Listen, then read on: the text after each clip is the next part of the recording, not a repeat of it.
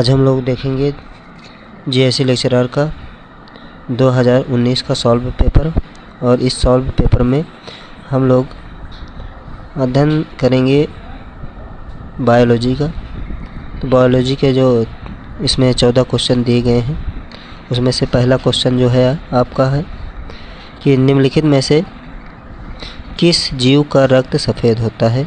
तो 4 ऑप्शन दिए गए हैं। ए छिपकली, बी तिलचट्टा, सी घरेलू खटमल और डी मच्छर। तो इसका जो सही आंसर बन जाएगा वो हो जाएगा बी तिलचट्टा। तिलचट्टा एक ऐसा जीव है जिसका रक्त वाइट कलर का होता है, अर्थात इसमें हेमोग्लोबिन जो होता है वो वाइट कलर का होता है। और हेमोग्लोबिन का जो वर्क होता है वो क्या होता है, ऑक्सीजन का परिवहन करना।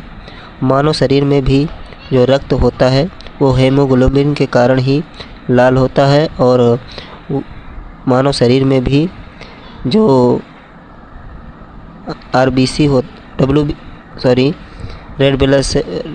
रेड ब्लड सेल होते हैं वो क्या करते हैं, रक्त का परिवहन करते हैं। ये इसका कार्य होता है। और तिलचट्टे में 13 चैम्बर पाए जाते हैं जो हृदय में होते हैं। मनुष्यों में 4 चैम्बर होते हैं और इसमें 13 चैम्बर होते हैं। अगला क्वेश्चन देखिएगा। अगला क्वेश्चन है आपका, अगला क्वेश्चन हो जाएगा नाइट्रोजन स्थिरीकरण जीवाणु किस पौधे की जड़ के साथ संयोजन करते हैं। तो इसमें 4 ऑप्शन दिए गए हैं। ए है आपका कौन सा, दाल, बी चावल, सी गेहूँ, डी गन्ना। तो आप लोग बताइए इसमें कौन सा आंसर सही होगा। तो इसमें आपका आंसर सही हो जाएगा ए दाल।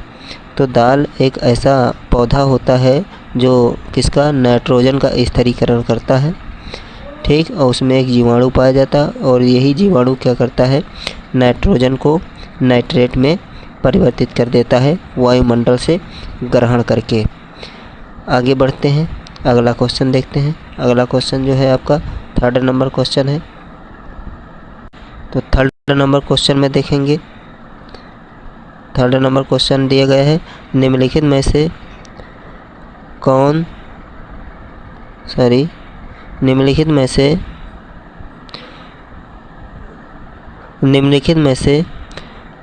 कौन सा सही सुमेलित नहीं है।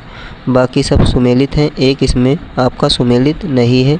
तो वो देखिएगा ऑक्सीटोसिन। ऑक्सीटोसिन एक क्या है, ऑक्सीटोसिन एक हार्मोन्स होता है, ठीक। स्पोर्टम क्या होता है, संश्लेषित मधुरक होता है, ये भी इसका सही है। और नियोप्रीन एक विशिष्ट प्रकार का क्या होता है, रबड़ होता है। और रेयान क्या होता है, रेयान एक यही आपका क्या है, सुमेलित नहीं है। तो रेयान क्या होता है, आइए इसको देखते हैं। रेयान एक सेलुलोज होता है, सेलुलोज से बना कृत्रिम रेशा होता है, ठीक। और सबसे ज़्यादा पेड़ों में अगर कुछ पाया जाता है कोई भी तत्व तो वो होता है सेलुलोज, ठीक। तो आपका जैसे क्या हो जाता है, कपास भी सेलुलोज का एक अच्छा उदाहरण है। आइए इसके बारे में अगले क्वेश्चन के बारे में बात करते हैं। अगला क्वेश्चन आपका 4 नंबर क्वेश्चन है। 4 का कौन सा है, निम्नलिखित में से कौन सा पदार्थ प्रोटीन नहीं है। तो इसमें से कौन सा पदार्थ जो है वो प्रोटीन नहीं है, बाकी सब क्या हैं, बाकी रेसे हैं। तो इसमें से रेसा कौन सा हो जाता है, तो आपके 3 के तीनों रेसे हैं, ठीक। कौन सा, केस मतलब बाल भी रेसा है। और लूता रेसा ये भी एक रेसा होता है। और खुर भी किसके बने होते हैं, रेसे के बने होते हैं, ठीक। तो ये सब के सब क्या हैं, रेसे हैं। और इसमें प्रोटीन, ये सब के सब रेसे हैं और रेसे इनमें सब में क्या पाया जाता है, तो प्रोटीन पाया जाता है, ठीक। इसमें सब में क्या होता है, तो प्रोटीन पाया जाता है। और किस में प्रोटीन नहीं होता है, तो प्रोटीन नहीं होता ए नंबर में, अर्थात कपास में प्रोटीन की मात्रा नहीं पाई जाती। तो प्रोटीन में पाया क्या जाता है, अगले क्वेश्चन में हमने बताया, इसमें पाया जाता है सेलुलोज। क्या पाया जाता है, सेलुलोज पाया जाता है, सेलुलोज। ठीक, इसमें सेलुलोज पाया जाता है। समझ में? तो आइए अगले क्वेश्चन देखते हैं। यह एक मुलायम तत्व होता है। आइए अगले क्वेश्चन भी अगर इसकी बात करेंगे, कपास की कपास उत्पादन में जो सबसे इम्पोर्टेंट स्टेट है वो कौन सा है? महाराष्ट्र और गुजरात होता है। और इन्हीं प्रदेशों में क्या होता है? काली मिट्टी पाई जाती है, और काली मिट्टी जो होता है कपास उत्पादन के लिए इम्पोर्टेंट मानी जाती है। ठीक, इसकी मिट्टी भी ध्यान रखेंगे। कौन सी मिट्टी है? तो काली मिट्टी है, काली मृदा। और ये कहाँ पाई जाती है? महाराष्ट्र और किस में? गुजरात में। यूपी में भी पाई जाती है। ठीक, यूपी में जो बुंदेलखंड है उस वाले क्षेत्रों में पाई जाती, सॉरी मध्य प्रदेश के हिस्से में पाई जाती है। ठीक, आगे बढ़ते हैं। अगला क्वेश्चन देखिएगा। अगला नंबर क्वेश्चन दिया गया है, निम्नलिखित में से कौन सा एक एल्बिडो से संबंधित नहीं है? तो मचार शक्ति है, अवशोषित शक्ति है, उत्सर्जन शक्ति है, और वापसी की शक्ति है। ठीक, तो इसमें से आपका कौन सा आंसर सही है? एल्बिडो कौन सा है? एल्बिडो से संबंधित ध्यान रखेंगे किसकी बात की गई? एल्बिडो। तो एल्बिडो कौन सा हो जाएगा आपका? एल्बिडो से कौन संबंधित है? तो इसके बारे में देख लेते हैं। एल्बिडो से संबंधित हो जाएगा आपका डी नंबर। ठीक, वापसी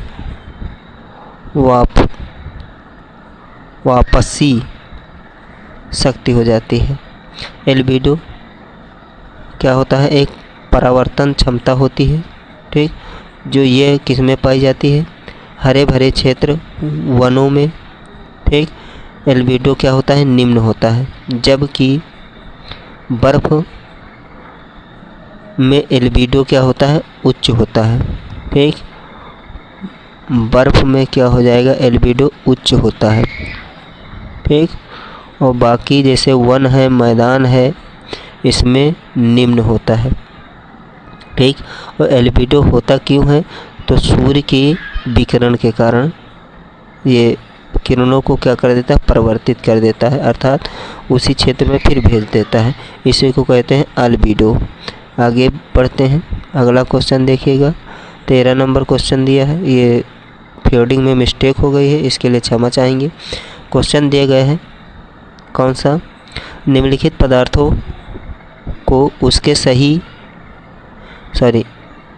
पदार्थों को उनके पहली बार प्रयोगशाला में संश्लेषण के काल अनुक्रम में व्यवस्थित कीजिए। तो पहली बार किसका संश्लेषण किया गया है प्रयोगशाला में? तो आइए देखते हैं। तो किसका किया गया है? इसमें 4 ऑप्शन दिए गए हैं, और नीचे दिए गए कूट में से सही उत्तर चुनना है। तो 4 कूट दिए गए हैं। तो पहला दिया गया है 1 2 3 4, बी दिया गया है 4 2 3 1, और सी दिया गया है 2 4 3 1, और डी दिया गया है 4 1 2 3। तो इसमें से कौन सा कूट आपका सही बनेगा? तो इसका जो कूट हो जाएगा वो कूट हो जाएगा आपका कौन सा? 13 नंबर का। तो 13 नंबर का कूट जो सही होगा वो सही हो जाएगा आपका कौन सा? B number. ठीक, अर्थात पहले किसका किया गया है? तो पहले किया गया किसका प्रयोग? तो पहले किया गया है केवलार का। ठीक, दूसरा फुलेरिन का, और तीसरा आपका ग्रेफीन का, और चौथा ब्लैक गोल्ड का। ठीक, तो इस तरह से बनेगा आपका 4 2 3 1। ठीक, आंसर नंबर आपका कौन सा सही हो जाएगा? B number. अगला क्वेश्चन देखिएगा। अगला क्वेश्चन, अगर दोस्तों मेरा वीडियो अच्छा लगता है तो एक लाइक ज़रूर कर दीजिएगा। ठीक, ऐसे ही वीडियो पाने के लिए मेरे चैनल को सब्सक्राइब भी कर लें। ठीक, ये सब के सब GIC लेक्चरर में आए हुए क्वेश्चन हैं और सिलेक्टेड क्वेश्चन हैं। ठीक, क्वेश्चन दिया गया है कौन सा? माँ का दूध। ठीक, तो माँ का दूध नवजात को लगभग संपूर्ण आहार प्रदान करता है। ध्यान रखेंगे, माँ का दूध नवजात को लगभग संपूर्ण आहार प्रदान करता है, किंतु इसमें निम्नलिखित का अभाव होता है। तो किसका अभाव होता है? लोहे का अभाव होता है, कैल्शियम का अभाव होता है, मैग्नीशियम का अभाव होता है, पोटेशियम का अभाव होता है। तो इसमें कौन सा क्या है, किसका अभाव होता है? ठीक, ये अभाव दिए गए हैं। तो अभाव किसका होता है? लोहे का। तो माँ के दूध में किसका अभाव होता है? लोहे का। ठीक, और लोहे की कमी से क्या हो जाता है? लोहे की कमी से मानव शरीर में एनीमिया नामक रोग हो जाता है। ठीक, तो ये भी बात याद रखेंगे। जो क्या होता है, लौह तत्व होता है, उसकी कमी से क्या हो जाता है? एनीमिया रोग हो जाता है। और माँ के गाढ़े पीले दूध को क्या बोलते हैं? कोलेस्ट्रॉम बोलते हैं। ठीक, तो इस दूध को क्या कहा जाता है? कोलेस्ट्रॉम कहा जाता है, जो बच्चों की प्रतिरोधक क्षमता को बरकरार रखता है। और माँ के दूध में विटामिन ए, बी, B6 और B12, कैल्शियम, मैग्नीशियम आदि तत्व पाए जाते हैं प्रचुर मात्रा में। ठीक, आगे बढ़ते हैं। ये तीनों के तीनों माँ के दूध में पाए जाते हैं। कैल्शियम है, मैग्नीशियम है और पोटेशियम है। और विटामिन कौन कौन सी हो जाती हैं? तो विटामिन ए हो जाती है, और विटामिन B6 हो जाती है, और कौन सी? B12 हो जाती है।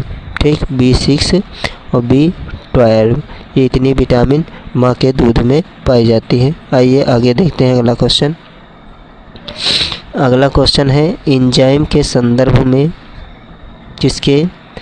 तो एंजाइम के संदर्भ में निम्नलिखित कथनों में से कौन सा सही है या है?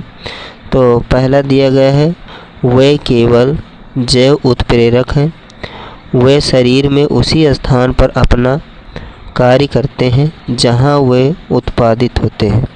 नीचे दिए गए कूट से सही उत्तर चुनिए। तो आपका कूट दिया गया है एंजाइम के बारे में। किसके बारे में? एंजाइम। एंजाइम क्या होते हैं? जो लार होती हैं उन्हें एंजाइम कहते हैं। तो एंजाइम के बारे में देखिएगा। तो इसमें से कौन सा सही हो जाएगा? ऑप्शन दिया गया है। ठीक, तो ऑप्शन केवल एक सही हो जाएगा। बी ऑप्शन दिए केवल 2, सी ऑप्शन दिया गया है 1 और 2 दोनों सही हैं, और डी दिया गया है ना 1 और ना ही 2। तो इसका आंसर कौन सा बनेगा? तो इसका आंसर बन जाएगा आपका कौन सा? एंजाइम के बारे में आंसर नंबर आपका बनेगा सी। कौन सा बन जाएगा? सी आंसर बनेगा। कौन सा? 1 और 2 दोनों सही हैं। ठीक, और एंजाइम एक प्रकार के जैव उत्प्रेरक होते हैं। ठीक, तो एंजाइम क्या होते हैं? एंजाइम एक प्रकार के उत्प्रेरक होते हैं। ठीक, और सामान्यतः एंजाइम उसी स्थान पर अपना कार्य करते हैं जहां पर उत्पादित होते हैं। ठीक, मतलब एंजाइम वहीं पर काम करते हैं जहां पर उनका वो उत्पादित होते हैं। ठीक, हार्मोन्स अपने उद्गम स्थान, जो हार्मोन्स होते हैं वो अपने उद्गम स्थान से अन्य स्थानों पर भी कार्य को पूरा करते हैं। तो एंजाइम में और हार्मोन्स में अंतर होता है। तो हार्मोन्स अपने स्थान से अलग काम करते हैं, लेकिन एंजाइम वहीं पर काम करते हैं जहां से वो स्रावित होते हैं। ठीक, आगे बढ़ते हैं और अगला क्वेश्चन देखिएगा। अगला क्वेश्चन है 10 नंबर क्वेश्चन। ठीक, सूची 1 को सूची 2 से सुमेलित कीजिए और सूचियों के नीचे दिए गए कूट से सही उत्तर चुनिए। ठीक, तो सूचियाँ दी गई हैं, तो सूची कौन सी सुमेलित करना है। ठीक, तो देख लेते हैं सूचियों को कौन सही सुमेलित होती है। तो इसमें से दिया गया है आपका केवलार। केवलार क्या है? तो केवलार एक संश्लेषित रेशा होता है। ठीक, तो ए का कौन बनेगा? ये संश्लेषित रेशा होता है, तो केवलार का ए का 2 बनेगा। ठीक। टेक्साल क्या होता है? तो टेक्साल होता है एक कैंसर रोधी दवा होती है। ठीक। तो बी का 3 बनेगा। जिंक फास्फेट क्या होता है? जिंक फास्फेट होता है, जो जिंक फास्फेट होता है उसको रोडेंट नाशी होता है। ठीक। जिंक एक रोडेंट नाशी होता है, तो सी का 4 बनेगा।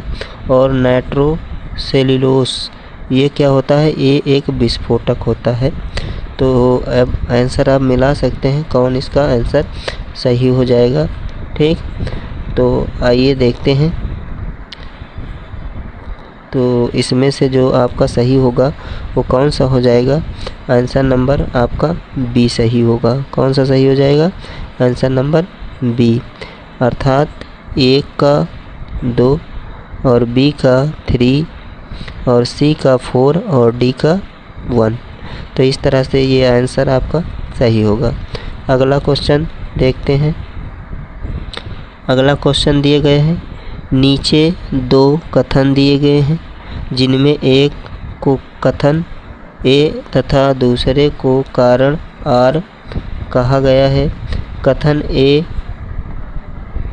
ए अधिकांश विटामिन मानव शरीर में संश्लेषित नहीं किए जाते। कारण आर है, मानव अंग केवल अनिवार्य सूक्ष्म पोषक का ही संश्लेषण करते हैं। नीचे दिए गए कूट से सही उत्तर चुनिए। कूट नंबर 1 दिया गया है, तो कूट नंबर 1 क्या है? ए और आर दोनों सही हैं। ए और आर दोनों सही हैं और कारण आर कथन ए की सही व्याख्या है। बी दिया गया है, ए और आर दोनों सही हैं, परंतु कारण आर कथन ए की सही व्याख्या नहीं करता है। और सी दिया गया है, ए और ए सही है किंतु आर गलत है। डी दिया गया है, ए गलत है किंतु आर सही है। तो इसका कौन सा जवाब बनेगा? ये आपका आंसर बन जाएगा कौन सा? तो सी नंबर बनेगा, ए सही है किंतु आर गलत है। ठीक। तो आइए इसके बारे में देख लेते हैं। तो मानव शरीर में अधिकांश जो विटामिन संश्लेषित नहीं किए जाते हैं। ठीक। मानव शरीर में विटामिन डी का संश्लेषित कर सकता है तथा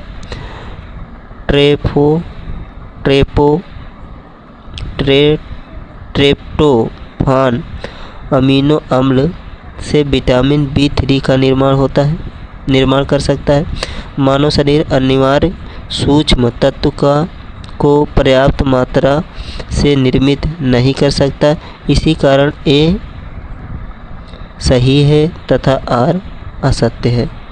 और अगर विटामिनों की बात की जाए तो मानव शरीर में ये उत्पन्न नहीं किए जाते हैं। विटामिन जो होते हैं वह क्या होते हैं? साग सब्जियों से ग्रहण किए जाते हैं मानव शरीर के अंदर। अगला क्वेश्चन देखिएगा। अगला है, निम्नलिखित में से कौन सा युग्म सही सुमेलित नहीं है? तो याद रखेंगे, पूछा है सही सुमेलित नहीं है, तो कौन सा सही सुमेलित नहीं होगा?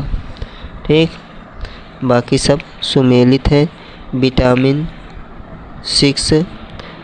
6 क्या है?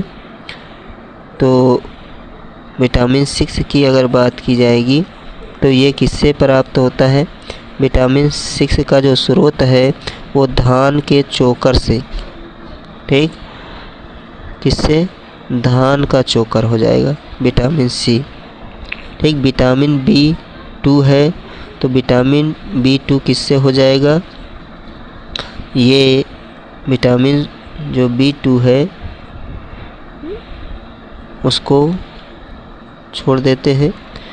और विटामिन E, तो विटामिन E जो हो जाएगा आपका किससे हो जाएगा? गेहूं, अंकुर और तेल से हो जाएगा। ठीक। विटामिन के जो हो जाएगा वो ये अल्फ़ा अल्फ़ा से हो जाएगा। ठीक। अल्फ़ा अल्फ़ा एक घास भी होती है। ठीक। अल्फ़ा अल्फ़ा क्या है, एक घास भी होती है। ठीक। तो आपका आंसर कौन सा सही नहीं होगा, तो ऑप्शन आपका बी नहीं सही होगा। और इसके स्थान पर कौन होगा, तो इसके स्थान पर खमीर, अंडे, हरी सब्जियां, दूध आदि आ जाएंगे। ठीक। तो कौन आ जाएगा, एक आता है खमीर होता है। ठीक। खमीर, सॉरी